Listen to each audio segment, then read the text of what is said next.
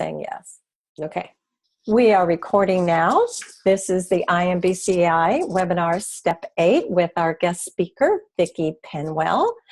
And welcome everyone who is joining us.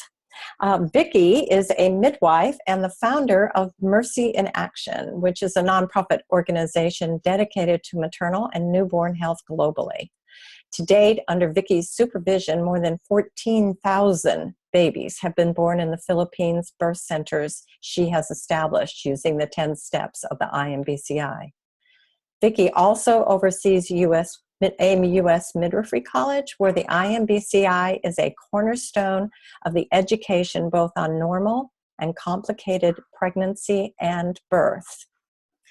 Vicki has worked with the poorest of the poor mothers in Southeast Asia for over 25 years and has served pregnant women in refugee camps, disaster zones, and living on garbage dumps and in graveyards. Oh my, she believes the full 10 steps can be achieved by all in any setting. So welcome, Vicki. Thank you. Thank you. Okay, well, I was very pleased to be asked to present on Step 8, and I'm very excited about this IMBCI webinar series, so that even in the future, anybody wanting to really understand and implement these 10 steps will have these 10 webinars to help guide them. So thank you for inviting me to be a part of Step 8. And thank you. Vicki, let me just interrupt here. I wanted to share also that this is Ray Davies. I am not Deborah Pascali-Bonero. She is in Australia right now and doesn't have sufficient access via internet to be able to join us. So thank you. And thank you again. Okay, well, we're going to 10 steps and focusing on Step 8 today. Step 8 is provide access to evidence-based skilled emergency treatment for life-threatening complications and ensure that all maternal and newborn healthcare providers have adequate and ongoing training in emergency skills for appropriate and timely treatment of mothers and their newborns. So we're going to look at these 2 steps within Step 8 a little bit separately, and we're going to unpack what those look like in the context, the broader context of the 10 steps. I want to say that the importance of the 10 steps is more timely now than ever. And in Step 8, we really get to look at both sides now. So the whole world is starting to recognize that we have a problem, not just of providing too little too late as far as good emergency maternity care, but also we have had a problem of providing too much care too soon, as in too much early induction or unnecessary vaginal exams leading to infection or unnecessary episiotomies and unnecessary cesareans. So really this problem of either too little, too late, or too much, too soon are challenges that all of us providing maternity care are confronted with all over the world in every setting.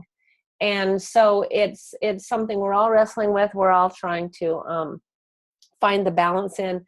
And I really believe that Step 8 is what gives balance to the previous 7 steps.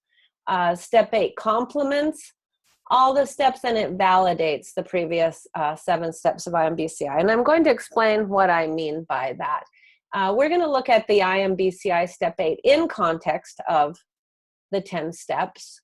And we can see at a glance that the first 7 steps really hold the standard of protecting birth. Well, really the first 6 steps hold the standard of natural birth.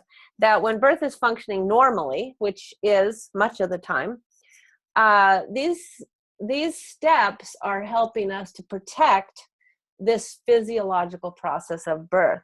We're holding the standard of believing that not only does providing these steps give dignity to the woman and respect to her, but we're also giving her the best chance of a safe and healthy outcome so that we will not need to use Step 8. But Step 8 is a very, very important step to hold the standard of protecting life if this natural process malfunctions, as it sometimes does even in the best of circumstances. But they all tie together, because when we keep birth normal, and then in steps 1 through 6, and then in step 7, we really implement those measures to enhance our wellness and prevent illness and emergencies. All of that is leading up to the fact that we may be able to skip step 8 altogether in many, many cases. If we do things right, we may never have any emergencies to have to deal with, and that's always the best. But step 8 is there for those rare times when we're no longer protecting normal physiological birth. Now we're literally protecting life of mother baby. And so without step 8, the previous 7 steps may be to no avail. If we lose the mother or the baby, then that's not a successful birth. Mothers have expressed very clearly all over the world that they want something more than to just be alive and have a healthy baby at the end of childbirth.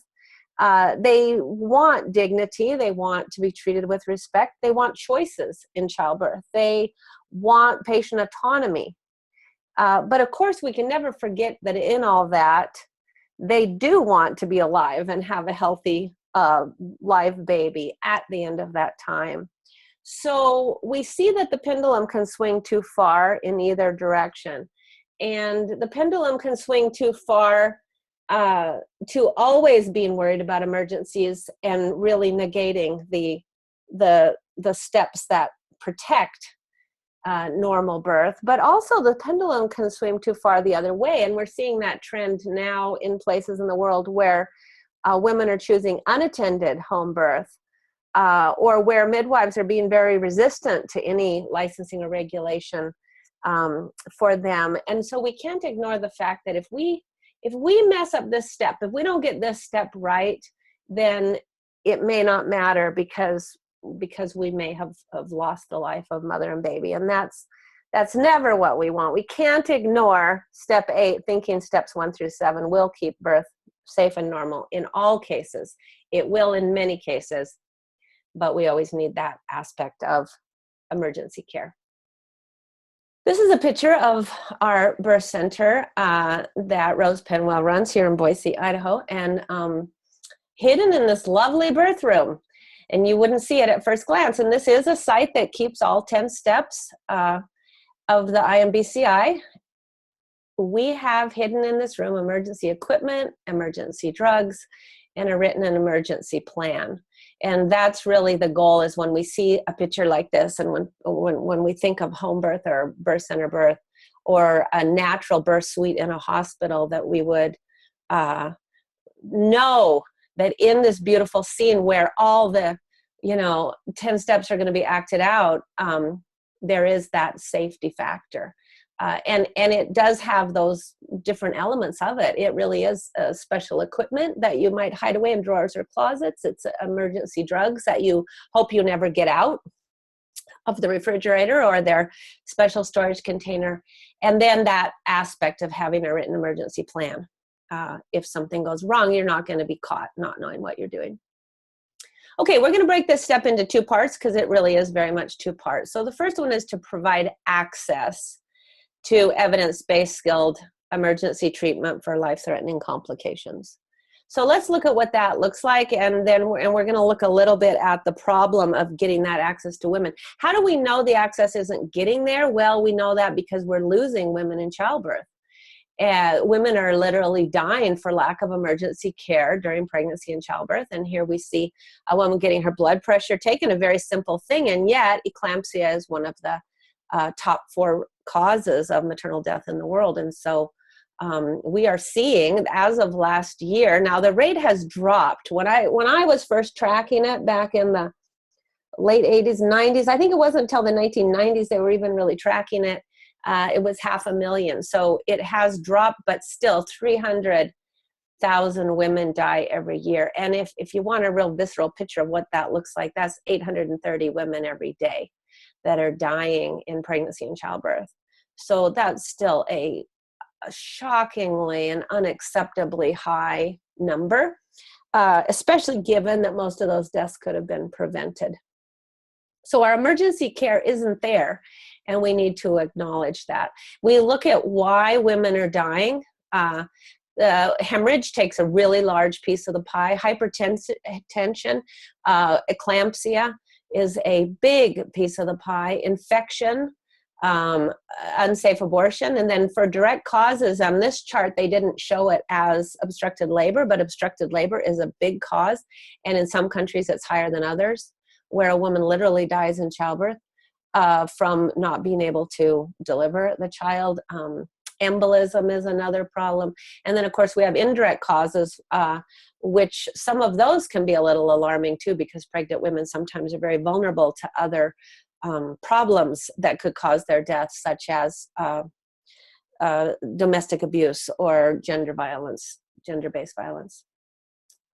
I put this slide up because I want to dedicate this whole webinar to Salome Karwa, who is a woman that died this last month in Liberia. And she not only lived through 2 civil wars, but she actually survived Ebola. She had Ebola, she survived it. And then she served as an Ebola fighter. She became a medical aid worker and worked for years with people with Ebola. She ended up on the cover of Time when Time chose Person of the Year, the Ebola fighters that year. Her face showed up on the front of the cover. She was the global face of humanitarianism in the whole crisis over there. And it was so shocking to find out a couple weeks ago that she didn't survive her own childbirth. And so this kind of sent shockwaves through the world, and we realize how we think of epidemics, we think of disease as being the big killers, but this woman survived Ebola and died in childbirth. And that just gives us a picture of where we are in the world right now. So let's look at step 8 in relation to the Sustainable Development Goals for the mother. One of the Sustainable Development Goals, number 3, is to reduce global maternal mortality ratio to less than 70 per 100,000 births. And I like this second part of it because it says one of the goals is for no country to have more than a double rate over any other country. Because right now the differences are just so shocking. I mean, you could be 50 times more likely to die in childbirth depending on what country you were born into. So this is one of the places where we're past the Millennial Development Goals. When IMBCI was first written, we talked a lot about goals 4 and 5, and now we are past the year 2015, and we are on to a new goal by the year 2030, hopefully. These are called Sustainable Development Goals, and they tie right into IMBCI and into this step also. And then babies are dying at birth for lack of emergency care. And that's another reality that's even higher than the number of women dying. It's a shocking number that 2.7 million newborns died last year. And newborn deaths have now taken up almost half of all the under 5 deaths. When you work in global health, people measure our success with children in the under 5 mortality rate, because if you can live to 5, you can oftentimes grow up. But that's a very, very vulnerable and dangerous time. But when they first started tracking it, they were finding that it was something like 30%, but now it's almost half. It's 45%. And so what that's saying is that we're better at saving children at every other point in that first 5 years, except the first month of life. The first month of life is very, very risky. And close to 2 million of the babies, so almost all of them are dying in their first week, not even in the first month. And most of those are going to die within 24 hours or so of birth, which really speaks to the fact that there wasn't good maternity care. When we look at why these newborns are dying, again, we see infection taking a huge piece of the pie.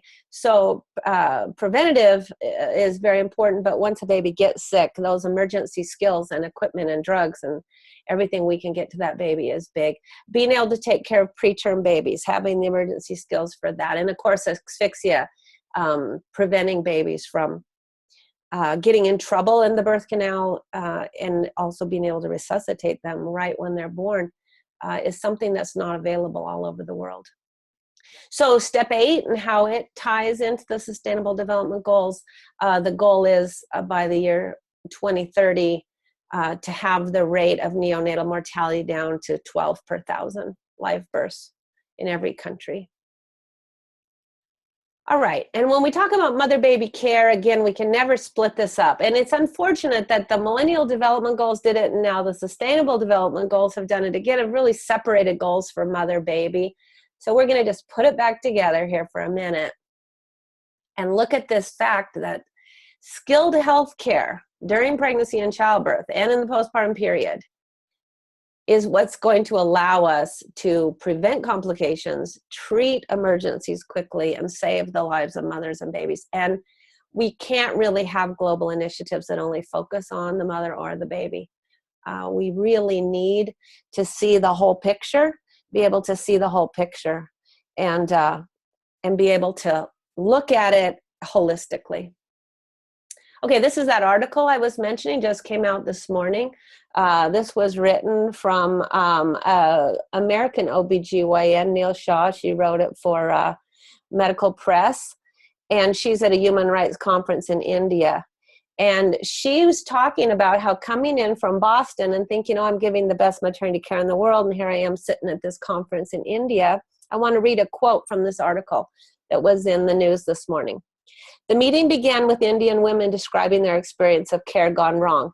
Many were heartbreaking stories of women receiving too little care too late, failure to provide antibiotics, blood, and other forms of resuscitation in a timely way. Others were equally heartbreaking examples of women receiving too much care too soon, unnecessary inductions of labor, episiotomy, and C-sections. Beyond instances of clinically measurable harm, the stories illustrated routine misappropriations of care that these women felt deprived them of basic dignity. So she goes on to talk about how uncomfortable it was for her sitting in that meeting and realizing, despite all the differences in culture, that the US and India were both failing women in childbirth in very similar ways. So that was a telling story coming out today. Why is step 8 so hard to accomplish in so many birth settings? We're going to acknowledge it's not quite as hard in industrial countries and hospital settings. That's usually what they're very, very good at, is providing emergency obstetric care, especially a tertiary care hospital. So they don't have providing access to it quite as hard. When we get to talking about training for emergencies, they have a few more barriers, but they're not off the hook. But the biggest problem with step 8 is happening in developing world settings, and including hospitals there, and in community birth settings. And so community birth settings would be home deliveries or birth centers, freestanding birth centers. And significant barriers really exist everywhere for all of us. And so I'm going to look at some of those barriers now. We're going to talk about how to get around them. One of the things that's been talked a lot about, and I talked about the little too late, the too much too soon, but we're going to focus on the too little too late right now. We've been talking for the last decade about the 3 deadly delays, which is too late recognizing there's a problem, too late deciding to seek help, and too late getting appropriate treatment. So those are the 3 deadly delays. And whenever I'm in a room with maternity care providers, I'm always asking them, why do you think this is happening? And they can fill up a whiteboard with reasons for every single one of these 3 steps. It's very interesting. People are aware of the problem. They just don't know how to get around it. So basic emergency care must be available at all times in all settings. And this is a picture of myself in a disaster tent that we established down at ground zero of the super typhoon Haiyan Yolanda in the Philippines in 2013. But when we went down there, we took the 10 steps, we followed the 10 steps, we translated the 10 steps, and we taught the 10 steps. And so we really believe that you can and you must plan to follow all 10 steps, even under the worst possible conditions. We had no electricity, we had no water, we had no functioning healthcare system because all the clinics and hospitals around us were smashed. People were in terrible condition. and we were doing the best we could in a humanitarian crisis, but we were following the 10 steps. So this picture of setting up an IV in a tent is a very visual example of we have to treat postpartum hemorrhage. There's no excuses. In fact, we're going to have more postpartum hemorrhages here than most places because trauma from a natural disaster or terrorism or war is going to cause women's bodies to not function optimally. And we're going to see a lot more of all the causes that would lead to postpartum hemorrhage and shock. And so we have to be more prepared, not less. And then tertiary care must be able to be reached in any setting. There can be no excuses. And so if we can't provide all aspects of emergency care, we have to find someone that we can bring in that can, or we have to go to someone that will. So for instance, in the same disaster, this is a picture of me with a woman and her baby in a Doctors Without Borders tent. They had two tents, one within about 20 minutes of us and the other about an hour from us. There was one night that we took a baby in that needed intubation, and they couldn't do that, and so we kept driving. We drove for hours till we got to the edge of the city where there was a less broken functioning hospital. And I say functioning because it was barely keep open, but it was functioning. What we were able to do in our tents was really to treat almost everything short of blood transfusion or surgery. We didn't do intubation and respirators for newborns either.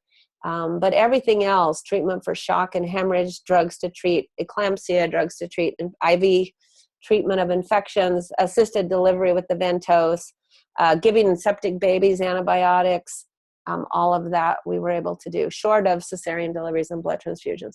And when we needed those, we had an ambulance to do that. Things were so bad in the disaster zone that in the command center, which WHO was running, they said, if you have an ambulance and you have basic supplies, you're authorized and licensed to be a facility for deliveries.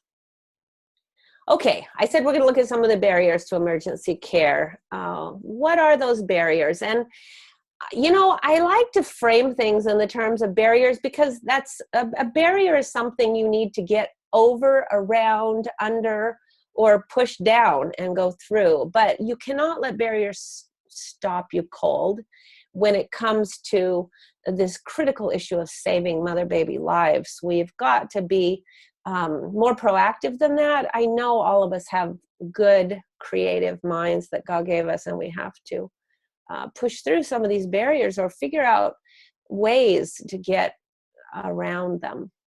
So I'm going to look at some of the barriers to emergency care in community birth settings. So this is people working outside of hospitals, and I haven't been everywhere, but I've been to probably maybe 25 or 30 different countries, as well as being, you know, in all of the 50 states in America and many of the provinces in Canada. I've been around a little bit to see all the differences in government regulations. And this can be a real barrier when a government writes rules and policies and regulations and laws that prohibit the ability of a maternity care provider to give emergency care in a crisis. And it always alarms me when this shows up as an actual law.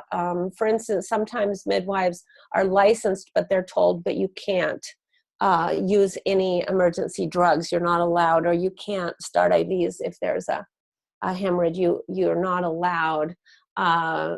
In the Philippines, where we have so much rural health care, 50% of women deliver outside hospitals. Midwives are posted in some very, very rural tribal areas.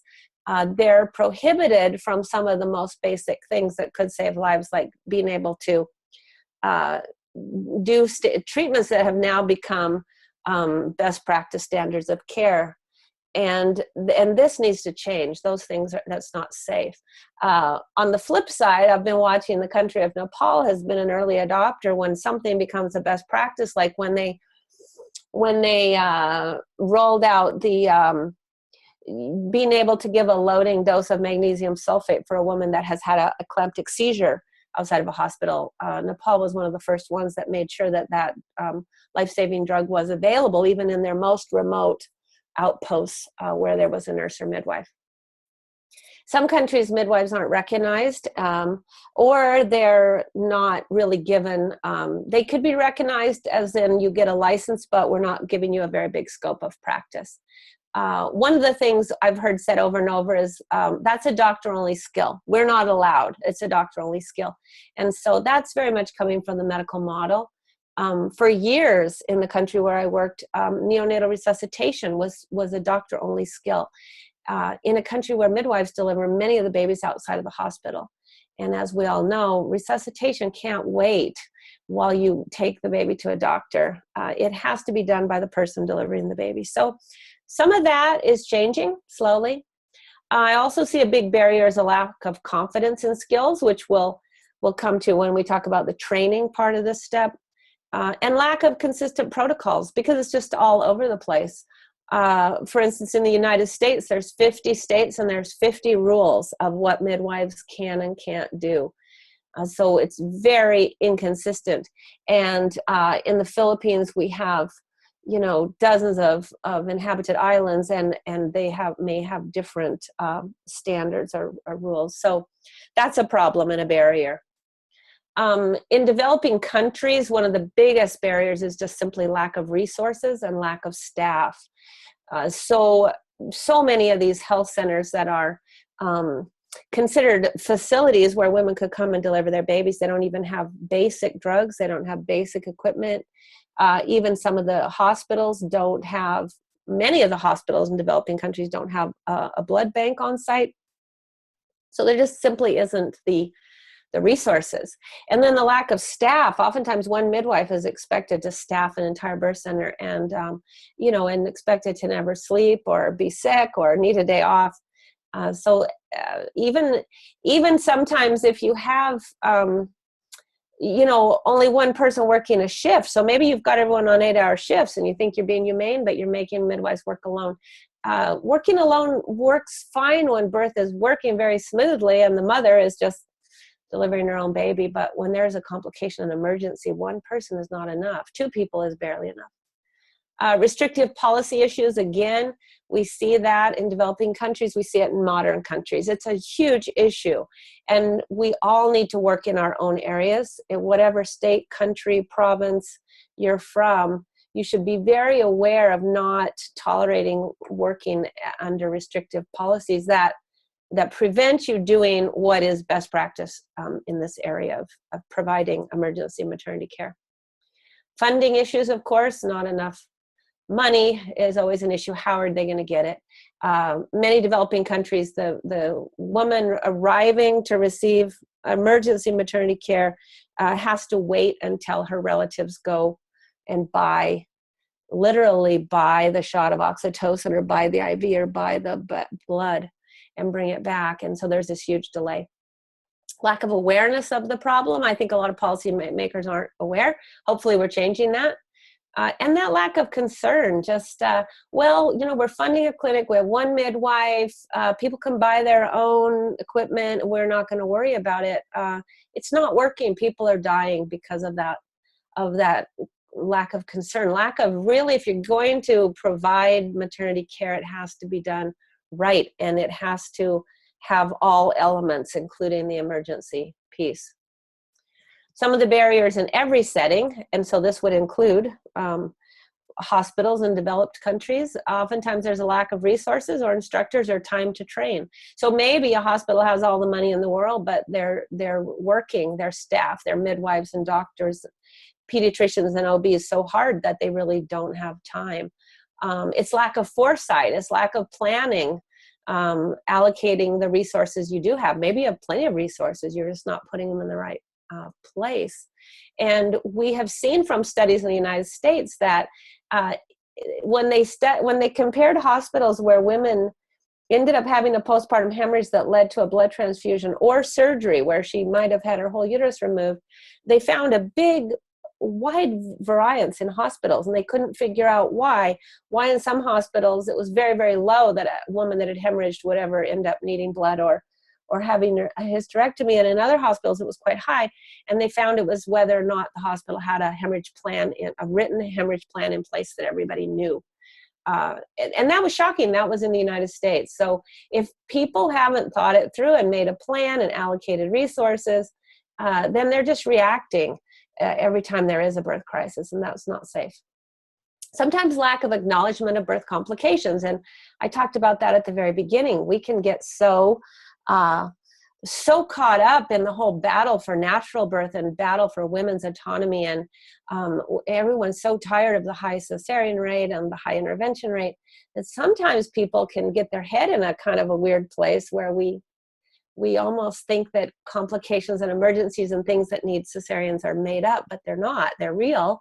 They're small. They're much smaller than what we see the use of some of these interventions, but they're real. So trying to get people to acknowledge birth complications happen, and they can happen out of the blue. I think another problem for home birth midwives is our mothers are low risk. They're healthy. We do all this preventative stuff, and so we won't have problems. And I wish that was true, but it's not. And finally, I wish this one wasn't true, but the discrimination against women or devaluation of women, the problem of women of color, the problem in America where Black women are losing their babies and their lives at double or more the rate of white women. It's a huge problem, and we all need to really work on that. There's no country that can say that's not an issue. I've been to many countries where there's an element of a caste system, or the tribal women aren't as respected, or there's always something. And in rich countries, oftentimes it is poverty. It might be discrimination against age if the woman is a teenager. It could be because of ethnicity or race. There's a lot of reasons, and it's been recognized recently as a deadly problem, that it is causing us to lose the lives of these people that are being devalued. So we can all work on that one. And the families we serve definitely deserve better than they're getting at this point with emergency care if things go wrong. Okay, so how do we remove the barriers? Just in a nutshell, we have to all advocate for safe laws. When we look at rules that govern maternity care, whether that's in a hospital, a birth center, a home birth setting, whether it's by midwives or family practice doctors or OBGYNs and pediatricians, it has to be safe. Easy access for mothers. I don't know how to address this everywhere because maternity care is still a for-profit and for-fee business in many, many places. And as long as women have to have money to pay for care, whether that's their initial care stepping in labor, or whether that's at the point they have a complication and now they need a drug or a surgery, if we keep on with this system where it's all for profit and she has to pay for those things, then we're not going to really be able to get our maternal and newborn mortality down with the way we want to. We've got to come up with some creative answers for that. So in Mercy in Action, in our third world clinics, all care is free all the time, and we have had to just be incredibly creative to figure out how to fund those 14,000 births over the last 25 years. The birth center we have now in America is a sliding scale. It's called an easy access clinic. It's sliding scale. Anyone can be seen regardless of their ability to pay. And we have really worked hard to make sure that the midwives can get paid through other sources like Medicaid and things like that. Emergencies must be planned for in advance. I said that having a plan in place, a written plan, is very important. And maternity care providers need the respect, the support, and the ongoing continuing education that they deserve. So that's big.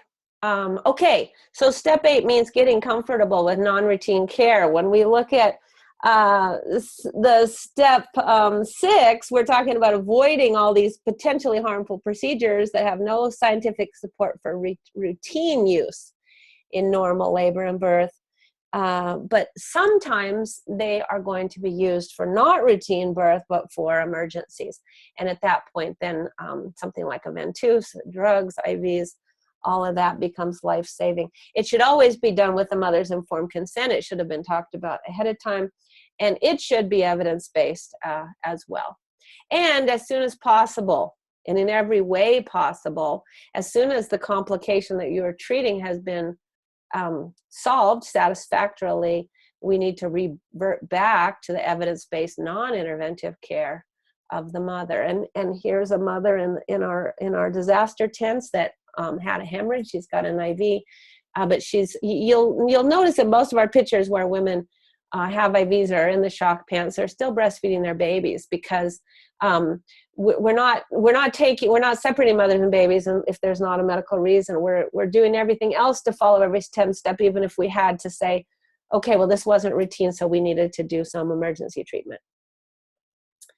Essential drugs and skills. And the purpose of this webinar is not to say exactly what those should be, but I want to reference you back to those pie charts I showed in the beginning. Why do mothers and babies die? If mothers are dying of eclampsia, hemorrhage, obstructed labor, and infection, we need to have the drugs, the essential skills to treat those. We need to be looking at the World Health Organization guidelines for the management of postpartum hemorrhage, which also includes the anti-shock garment and balloon tamponades. We need to be getting some of this stuff, learning how to use it and having it on hand, having it in date, having it stored correctly. We need safe laws concerning the practice of midwifery in all countries. We need to be able to teach emergency skills and use them. As I travel all over the world and around the United States, I keep hearing midwives say to me, we're not allowed to do that. While I'm trying to teach evidence-based best practice emergency obstetrical care, so it can be very frustrating. We need to plan for emergencies. So we have many tools that we can use for this, and I'm going to refer you to some of those. The WHO finished their checklist for childbirth. There's a Harvard-trained doctor named Atul Gawande that has written a book called The Checklist Manifesto. Excellent. He worked with WHO for years to come up with a checklist for childbirth. He also made a checklist for surgery that has saved so many lives. A written emergency backup plan, written policy and procedures, both for expected and unexpected complications, which means that those things that are so rare, you may never see them in your lifetime, you still have a plan for them if they're within the realm of possibility. And best practice guidelines for transferring if you are in an out-of-hospital or community setting of how to get to a hospital. Ongoing education, focusing on complications and emergencies. And this is one of the classes that we teach, Mercy in Action teaches. It's called Expect the Unexpected, Midwives Handling Complications in Out-of-Hospital Settings. Here's a little snapshot of that WHO Safe Childbirth Checklist. If you don't believe a checklist can really save lives, then you need to learn about this checklist and read the checklist manifesto. Fascinating stuff. Training people for emergency skills. So if you don't routinely start IVs, you're not going to be very good at them when you have that rare hemorrhage, and so you have to practice. So some midwifery laws have written in that you need an IV class every 2 years. Other times they just depend on you to get the classes you need. And then we're moving into step 8, part 2, which is, after you've provided access to that care, how do you ensure that all maternal and newborn health care providers have adequate and ongoing training in emergency skills? So that's our segue into that, so that they are ready in an instant for that timely, appropriate and timely treatment of mothers and their newborns if there's a complication. One of the things that we do is we start all our trainings with a review of the IMBCI 10 steps. So it really is our foundation in so many ways. You see, this is one of our clinics in the Philippines, and Rose is teaching. You can see charts on the wall about helping mothers survive bleeding after birth. People had flown in from all over the world, and we had gathered people from all around the Philippines, and she's talking about IMBCI. So if we review these 10 steps again, every one of these steps is supporting the step 8. Even in a complication, you can treat women with respect and dignity and figure out how to help them understand what's happening and give consent. Optimizing what you do know is normal about birth and physiology and breastfeeding is so important, even in an emergency. Letting the mother have a companion when something terrifying is happening, not separating her from everyone she loves, might be especially important when something is going wrong. Knowing how to provide pain relief, maybe you're going to have to use something painful, even more painful to her in an emergency, and having those skills of being able to help her through that. Having all the evidence-based practice behind you and knowing exactly when something is harmful and to be avoided and when it's exactly called for in this moment, this is what we need to do. And then constantly implementing those measures that are going to enhance the wellness and prevent problems even in the midst of having that problem. Providing the access to the care, step 8, which is where we are, but then step 9, so important, collaborating. We may need referral, we may need transport, we may need another service from another organization to help us. And then in all of that, to not lose the breastfeeding piece just because the mother had a complication or the baby had a complication. To get back to that as soon as we can. This is a quote that we actually have on a bookmark or on some of our materials, in our teaching materials. It's something I said a few years ago and my husband wrote down and put on the back of a bookmark. But this quote really helps us stay away from the muddy middle. A lot of practitioners will kind of do too much interventive because they're worried about complications. So for instance, I had a hemorrhage once, so now I'm going to start an IV on everyone. Or one time I had a baby that stopped breathing at 20 minutes after birth, so now I'm going to take every baby away from its mother and just observe it. So that's an example of being in the muddy middle where you're not really you're being too interventive in normal birth. The muddy middle can also be the practitioner that so believes in natural birth and would never interfere that she doesn't want to learn emergency skills and lets things go too far until they're harmful. So the quote, smart midwifery is using all your senses to observe while doing nothing to help when birth is working. Using all your skills to do everything needed to help when birth becomes life-threatening, and honing the astute ability to always know the difference. Okay, so we're going to just real quickly go through competency-based learning and midwifery. How do we teach these skills? This is part 2 of step 8. Competency-based training is built on 3 evidence-based theoretical principles. Adult learning theory principles, which are just those principles that say adults are different. They're not like children. They want to identify their own learning styles and their needs. They want to assess their learning progress. They want their training to be relevant and linked to real life. They want immediate feedback on their performance, and they want it to be specific and non-judgmental. They want acknowledgement for their past experience and that they could build on all that past experience, especially when you're doing continuing education and you're talking to doctors, nurses, midwives that have been doing this for 30 years. They want their contributions and their expertise to be appreciated in that. And adults usually have very high expectations for themselves, and they want to be treated with respect. So it's no different than a pregnant woman wants. Everything in our maternity care provision, including our training, should be based on respect. Cognitive apprenticeship theory principle, what does that mean? Well, apprenticeship has happened since time began. Someone has just followed someone around and learned how to deliver a baby. Apprenticeship is still used in medical schools. It's how doctors learn, it's how everybody learns. But cognitive apprenticeship is a little different because it is the specific transfer of complex skills from a master to a new learner. And what makes it cognitive is the master and the learner are aware of the process, and the master is trying to make it as easy as possible for that learner to download this from them. This really relies on behavioral modeling and coaching.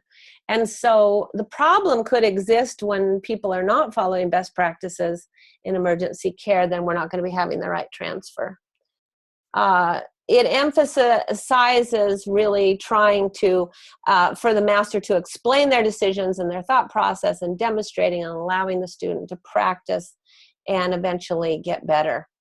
as the person learning this new skill, whatever it is, or practicing an old skill that's for emergencies, really looking at those complex competencies that are a combination of psychomotor, which is your hand skills, clinical decision making, communication skills, plus all the background knowledge to perform those skills and the appropriate attitude to provide quality services. And then ethical theory principles or ethical healthcare training theory principles, or some people have called it humanistic, I think is the word. It is just saying that when we teach people a new skill, they shouldn't be practicing it on a patient or a client right away, that they're going to use anatomical models, they're going to use simulation, especially if it could cause any harm. If there's any chance that it could cause harm, they're going to practice in practice first, and they're not going to practice this on an actual person if there's potential for adverse events. And so we're gonna show a little bit of that in a minute. Step 8 also requires that we're willing to be lifelong learners, and that we're willing to practice. If we've done neonatal resuscitation 100 times, we're going to do it once more. If we feel like, oh, how many times do I have to do CPR class? Well, you never know when you might have to use it. So we use something in Mercy in Action called the concept of man overboard drills. Years ago, a big ship had come to our harbor in the Philippines, and we got to take a tour of it. And they had people it was one of those kind of ships where people from all over the world got to volunteer on it and went around the world and did all these things. And anyway, they had lifeboats up on top, and he said every week they did man overboard drills. So I asked, how often have you had a man overboard? And they had been at sea at that point, I don't know what, 16 or 17 years. And the guy said, never. And that so impressed me. I went back to our birth center and I said, we're going to call them man overboard drills, what we do around here, because we may never see a complication like a cord prolapse, for instance, but we're going to be ready the day we do. So the whole concept is, even if something has never happened in 17 years, the day it happens, somebody isn't going to die because you've practiced. So things that are extremely rare but very deadly, we practice at least once a year in a man overboard drill. Concept of muscle memory is to actually have dolls or models that you can put your hands on, so that your body literally builds muscle memory with getting out a shoulder dystocia or doing a cord prolapse appropriately, or extracting a breech baby with a stuck head, or whatever it is, that you're not just talking through it or reading about it, but your hands are literally doing it. And then the concept of pathways in the brain. Of course, we're doing a lot of talk about neural pathways and how the brain works. And when we never think of a complication, we're not ready for the day it happens. And so it's very important, in part of this training, we're building muscle memory, and we're also building new neural pathways in our brain. And that's why the training should be done right, and it should be done thoroughly, and it should actually be as real life as possible. And then the concept of ethical training, which we already talked about, being sure that you're practicing on a model that the first time you did something isn't on an actual patient in a life and death situation. So use realistic teaching aids, and you can see our midwives here in the Philippines are having a very fun time with these teaching aids. This is a Mama Natalie from Laerdal. It's a birth simulator that's one of my favorite ones. I've seen a lot, but this one allows you to move the baby through so that nobody has to pull on the baby, which is not what we're trying to teach. You can simulate all kinds of problems and emergencies with this, including hemorrhage, shoulder dystocia, breech with a stuck head, a cord prolapse, so many things. And then here's Natalie from Laerdal. She also does amazing things. She has a cord that you can really feel the pulse in. You can practice resuscitation on her, get a heartbeat, breathing, do all kinds of things with her also.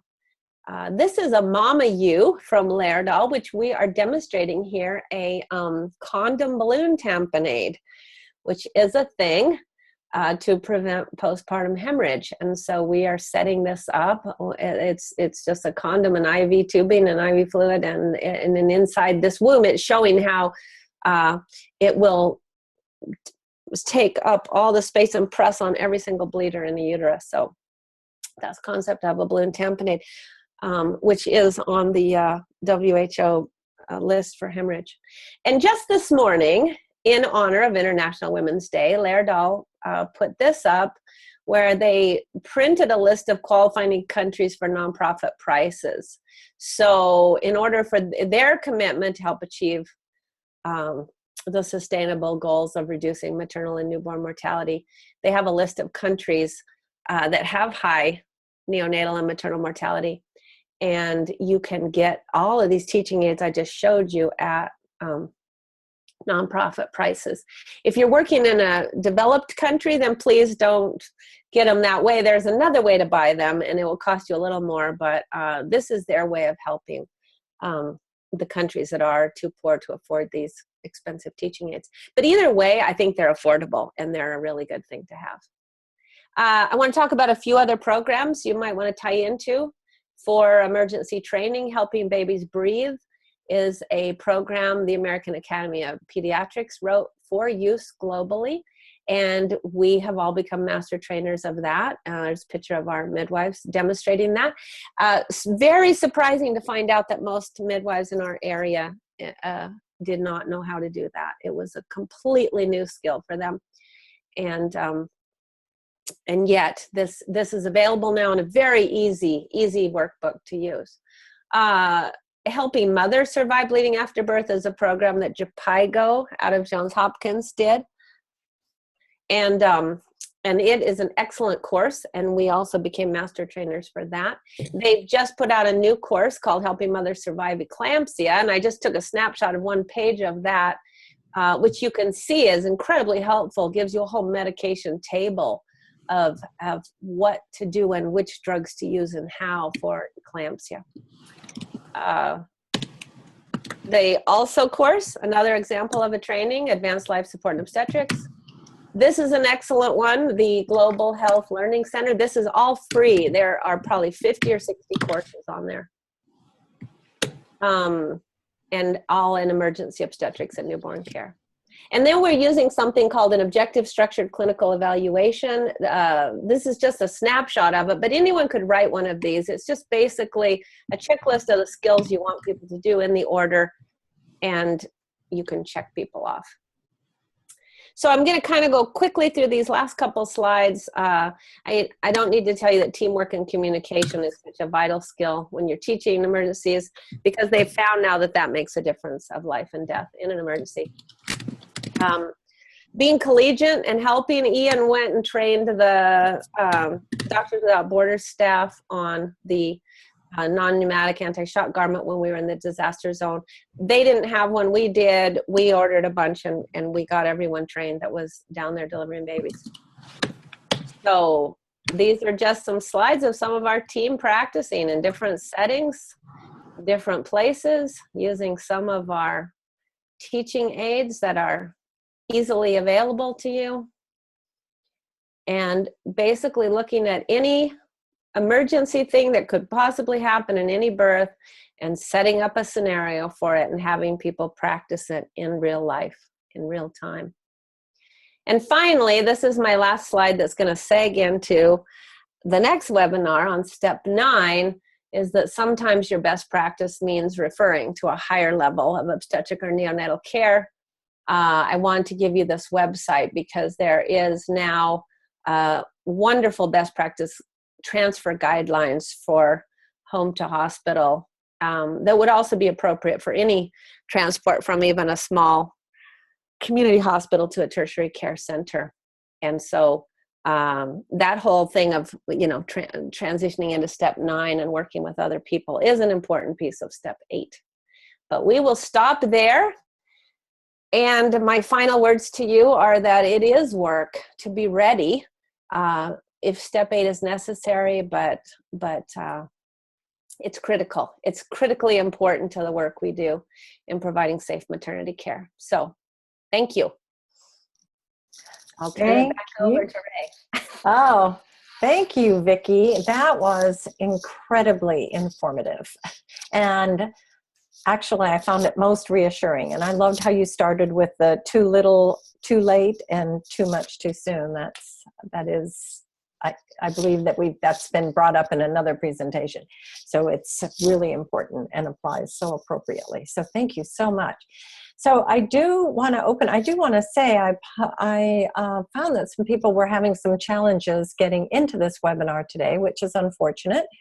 However, we do have still have Allison with us. So Allison, if you have a particular question for Vicki, please, I can unmute your mic and you can feel free to ask any questions. If not, we can. Allison, are you there? Do you have any questions? All right. No, I don't. Oh, okay. All right. Well, thank you for joining us anyway. I think that Vicki, actually, you did such a wonderful job of answering all the questions that anybody would have in situations like this. And I know that we all hope that we're not in that situation. However, I love the concept of your being prepared and the man overboard. That was wonderful. So thank you again, Vicki, and it has been now an hour, and we so appreciate your time and enthusiasm and expertise. So I will take and Thank you. I'm going to end this meeting today, right now. So thank you everybody else for joining us.